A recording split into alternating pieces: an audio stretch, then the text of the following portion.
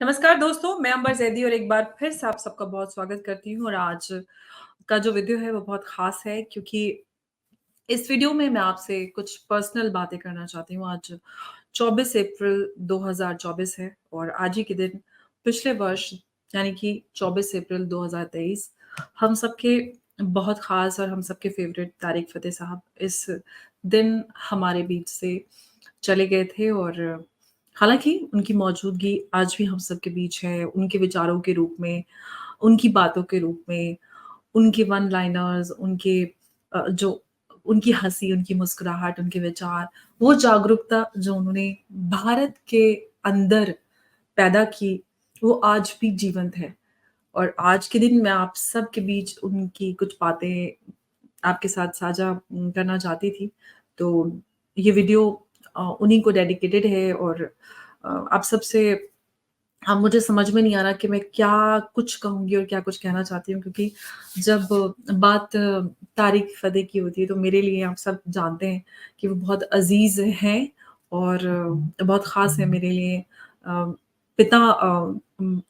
हैं वो मेरे और उन्होंने मुझे हमेशा बेटी माना है और ये सब जानते हैं क्योंकि उन्होंने मुझे हमेशा मुझ में नताशा में कभी कोई फ़र्क नहीं समझा और हमेशा हम लोगों को बहुत प्यार, सम्मान और जो उनकी सीख है, वो हमेशा हम लोगों के साथ रहेगी। और जाते-जाते भी उनकी बहुत सारी नसीहतें अस्पताल के बेड से भी, जो हमेशा वो अच्छी सीख देते आए थे और हमेशा सिखाते रहते थे कि क्या करना है, कैसे करना है, क्या नहीं करना है। तो वो सारी बातें, बहुत सारी चीज़ें हैं जो मैं इतने छोटे समय में आप सबके साथ साझा नहीं कर सकती। लेकिन जो आज का दिन है वो ये कि क्योंकि पिछले साल का जो आज का समय था या इसके बाद का जो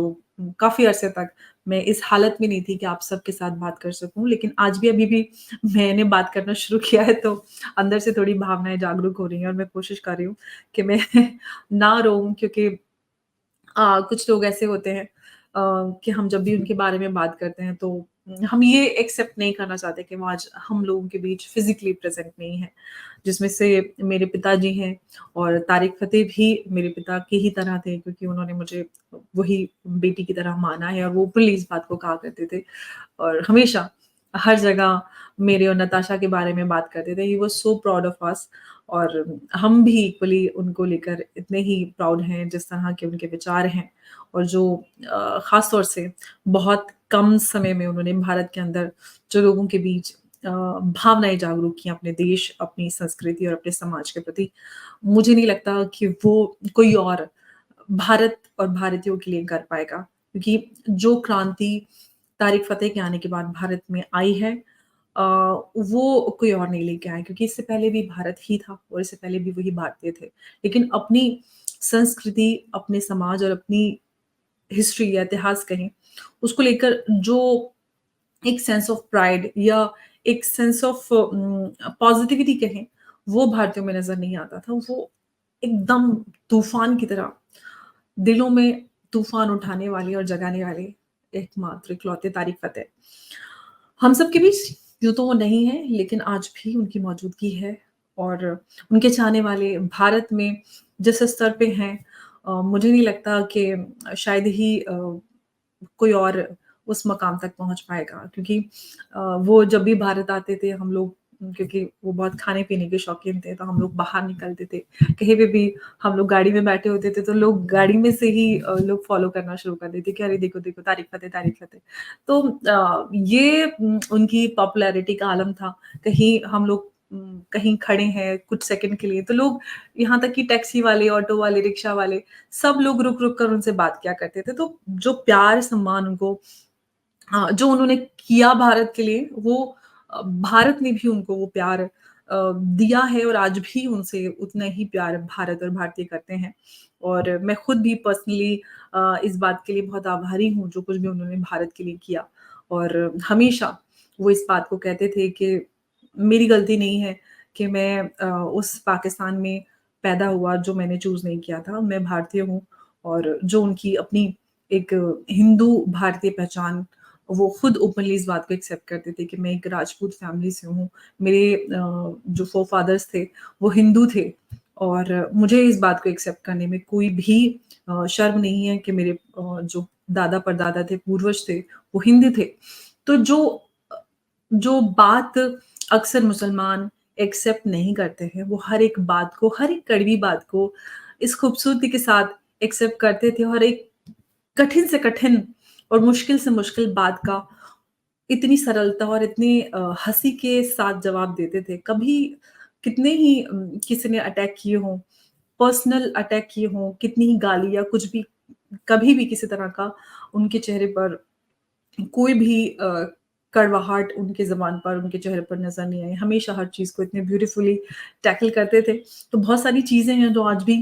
मैं उनसे सीखने की कोशिश करती हूँ, क्योंकि मैं तो मुझे इंस्टेंटली बहुत गुस्सा आ जाता है। मेरी मम्मी भी कहती हैं, हमेशा कहती थी जब तारिक अंकल के कोई इंटरव्यूज़ में अक्सर इस तरह की बहस होती थी, लोग उनके ऊपर डिबेट में अटैक कर देते, बदतमीज़ी करते थे और मैं एकदम इलेक्ट्रोड की तरह एकदम गुस्सा हो जाती थी। तो मम्मी कहती थी, देखो उनको देखो, तारिक अंकल कितने ठंडे मिज़ाज से रहते हैं, बात सुनते हैं, फिर उसको अच्छे से टैकल करते हैं। सीखो तो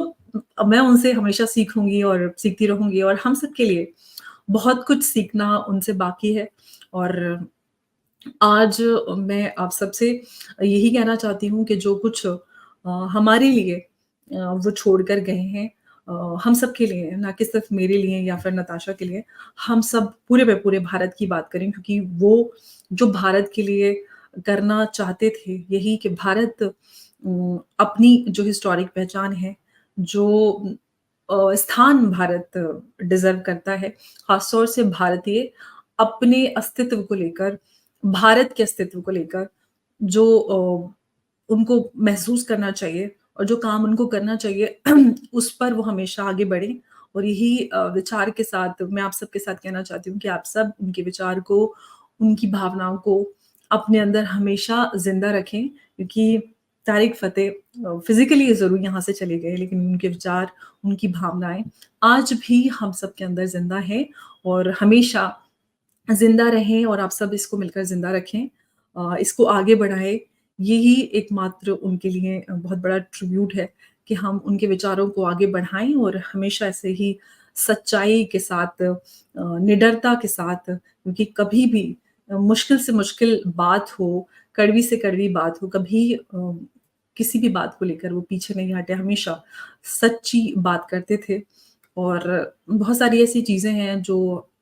उनसे मैं सीखने की कोशिश करती हूँ आज भी, लेकिन मैं